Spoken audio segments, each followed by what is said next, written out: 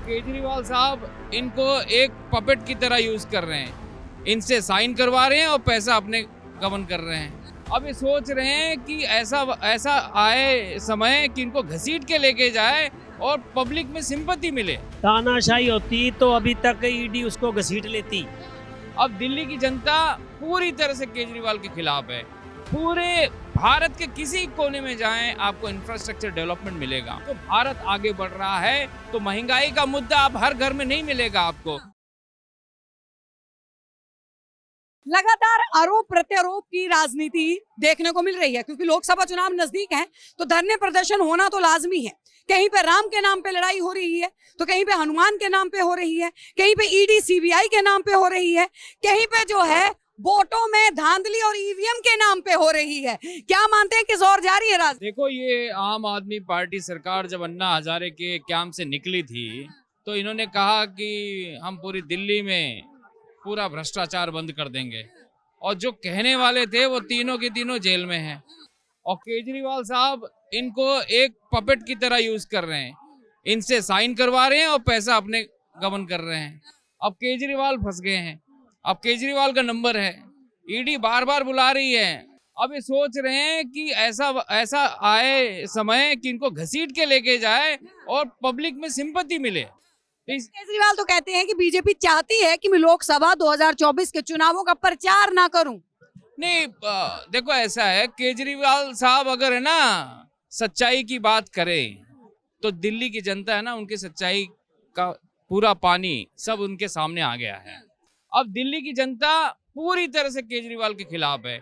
आप चाहे देख लेना 2024 के चुनाव में सातों लोकसभा भारतीय जनता पार्टी पिछले मत से भी ज्यादा वोटों से जीतेगी। आपको नहीं लगता कि जो जनता है, जो देश की जनता है, अगर मैं दिल्ली की जनता की बात ना करूं, कि जो देश की जनता है वो कहीं ना कहीं महंगाई से त्रस्त है और वो जो है राहत चाहती है, इसीलिए बार बार 3 बार जो है केजरीवाल को उन्होंने मौका दिया है। तो अब की बार भी केजरीवाल से दिल्ली को छीन पाना बीजेपी के लिए कांटे की टक्कर है।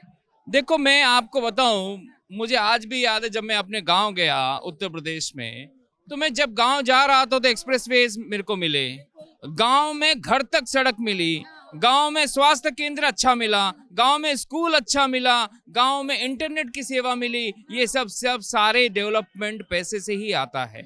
अगर आप देखें, बिहार जाएं, उत्तर प्रदेश जाएं, राजस्थान जाएं, पूरे भारत के किसी कोने में जाएं आपको इंफ्रास्ट्रक्चर डेवलपमेंट मिलेगा। आज अगर पूरे विश्व के वित्तीय चीज को देखें तो हमारा देश आगे बढ़ रहा है, लगातार बढ़ रहा है। यूपी में 3.5 लाख करोड़ का इन्वेस्टमेंट हुआ, ये अलग से चेंज आ रहा है। तो भारत आगे बढ़ रहा है तो महंगाई का मुद्दा अब हर घर में नहीं मिलेगा आपको, क्योंकि हर घर डेवलप कर रहा है। क्या कहेंगे, मतलब संबंध से डरे हुए हैं? कितनी बार पेश नहीं होंगे। एक दिन तो संविधान के दायरे में रह के वो तो लगातार पूरा विपक्ष कह रहा है कि लोकतंत्र खतरे में है। अगर बात करें कांग्रेसी अध्यक्ष जो है खड़गे जी, उन्होंने बोला कि बीजेपी अगर 24 में आ गई तो तानाशाही हो जाएगा, यहाँ पे हिटलरशाही हो जाएगी। तानाशाही होती तो अभी तक ईडी उसको घसीट लेती।